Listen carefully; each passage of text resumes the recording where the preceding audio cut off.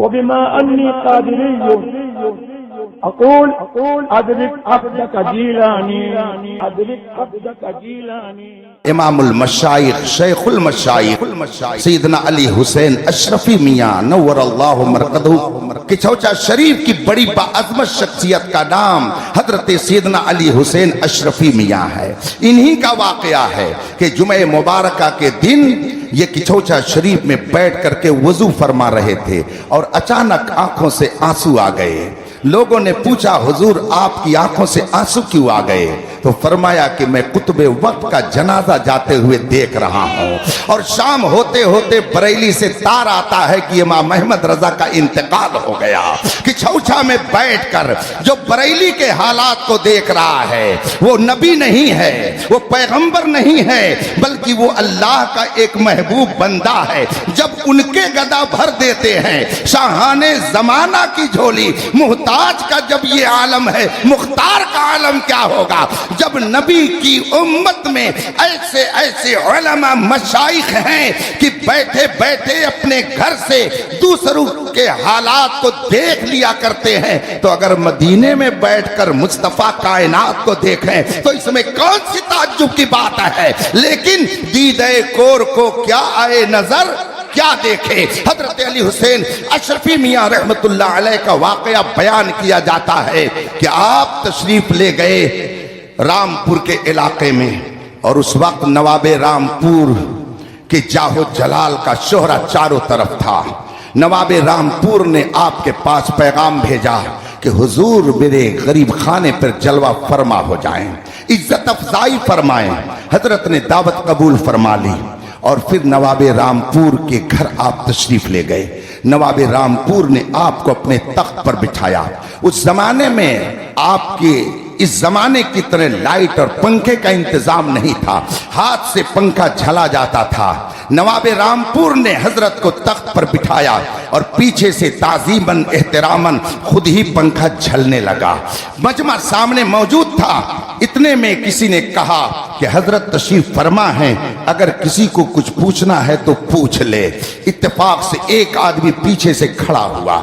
اس نے کہا مجھے ایک سوال کرنا ہے. حضرت نے فرمایا کیا سوال ہے؟ اس نے کہا حضور میں یہ جاننا چاہتا ہوں کہ اگر بندہ کوئی دعا کرتا ہے تو اس کی دعا کون قبول کرتا ہے؟ حضور اشرفی میاں رحمت اللہ علیہ نے فرمایا کہ یہ بھی کوئی پوچھنے کی بات ہے؟ ہر مسلمان یہ جانتا ہے کہ بندے کی دعا خدا قبول کرتا ہے، خدا دعا قبول کرتا ہے، اور کون قبول کرتا ہے؟ اس نے کہا ٹھیک ہے حضور، اب دوسرا سوال یہ ہے کہ اس کو کہاں سے پکارا جائے کہ وہ ہماری دعا کو قبول کر لے؟ اس سے کہاں سے بلایا جائے؟ اس سے کہاں بیٹھ کر دعا کی جائے کہ وہ ہماری دعا کو قبول کر لے؟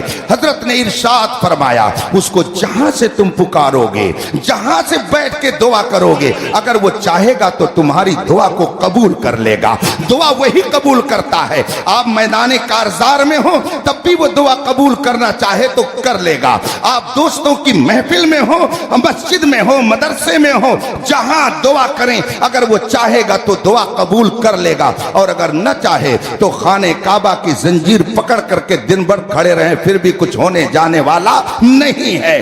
دعا خدا قبول کرتا ہے، اور جہاں سے چاہے وہ بندہ اسے پکارے اگر وہ چاہے گا تو دعا قبول کر لے گا. کہا حضور یہ بھی بات سمجھ میں آ گئی، مگر ایک تیسرا سوال اور رہ گیا. کہا کیا ہے؟ کہا حضور آپ نے بتایا دعا خدا قبول کرتا ہے، آپ نے یہ بھی بتایا کہ اسے جہاں سے پکارا جائے اور جہاں سے اس سے دعا کی جائے اگر وہ چاہے گا تو دعا کو قبول کر لے گا. حضور دونوں باتیں سمجھ میں آ گئی، مگر تیسرا سوال یہ ہے کہ جب وہی دعا قبول کرتا ہے اور جہاں سے اسے پکارا جائے اگر وہ چاہے گا تو دعا قبول کر لے گا، حضور تب آپ کیوں کہتے ہیں کسی پریشان زدہ کو، مصیبت زدہ کو، آپ کے پاس اگر کوئی آصف زدہ آتا ہے تو آپ کہتے ہیں کہ چھوچا چلے جاؤ، اور اگر کسی کو اولاد کی ضرورت ہوتی ہے تو آپ کہتے ہیں اجمیر چلے جاؤ، اور اگر کسی کو بیماری سے شفا لینی ہے، کوڑ کا مرض اس کا ٹھیک ہونا ہے تو اس کو آپ کہتے ہیں کہ اس کو لے کر کے بہرائچ چلے جاؤ.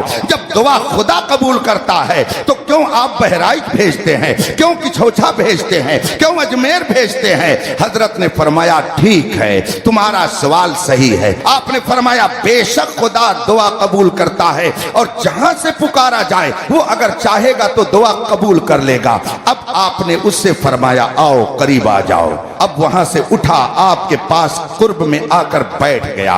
حضرت نے خاموشی اختیار فرمائی، اسے کوئی جواب نہیں دیا۔ تھوڑی دیر کے بعد فرمایا اپنی جگہ پر چلے جاؤ۔ اب پھر وہ اپنی جگہ پر چلا گیا۔ تھوڑی دیر کے بعد حضرت نے فرمایا وہ سائل کدھر ہے جس نے سوال کیا تھا؟ کہا جی حضرت حاضر ہوں۔ کہا آؤ قریب آ جاؤ۔ اس نے کہا حضور ایک مرتبہ آپ نے بلا کر مجھے بھری محفل میں رسوا کیا، آپ نے مجھے بلایا کوئی جواب نہیں دیا اور آپ نے مجھے واپس کر دیا، کیا حضور پھر ایسا ہی کریں گے؟ فرمایا کہ آؤ قریب تو آؤ۔ پھر وہ دوبارہ قریب آ کر بیٹھ گیا۔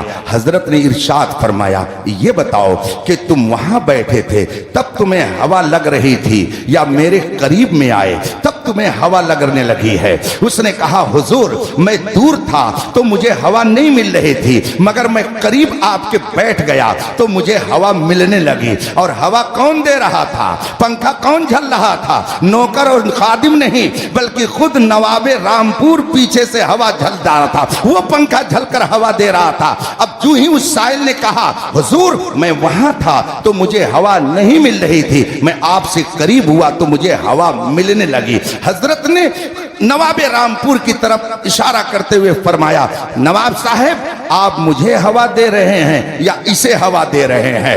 آپ نے جو ہی یہ سوال کیا، نواب رامپور کہتا ہے حضور اس کی کیا حیثیت ہے کہ میں اس کو پنکھے جھلوں؟ اس جیسے تو نہ جانے کتنے میرے یہاں خود ہی نوکر چاکر ہیں، سرکار میں تو آپ کو پنکھا جھل رہا ہوں۔ حضور اشرفی میاں رحمت اللہ علیہ نے فرمایا سن تو وہاں تھا تو تجھے پنکھے کی ہوا نہیں مل رہی تھی، تو میرے قریب آیا تو تجھے پنکھے کی ہوا ملنے لگی۔ حالانکہ نواب تجھے پنکھے کی ہوا نہیں دے رہا ہے، وہ تو مجھے دے رہا ہے، مگر تو میرے قریب آ گیا تو تجھ کو بھی ہوا مل گئی۔ سن ہم خواجہ کے ہاں کیوں بھیجتے ہیں؟ اس لیے کہ خواجہ محبوب بارگاہ الہی ہے، خواجہ کا دربار وہ ہے جہاں پر رحمتوں کا ہر دم نزول ہوتا ہے، تجلیات کی بارش ہوتی ہے، انوار الہی وہاں جھما جھم برستے ہیں۔ اور ہم یہ بھی جانتے ہیں کہ یہ عوام ان کی زبان میں وہ تاثیر نہیں ہے، ان کے کردار میں وہ پاکیزگی نہیں ہے،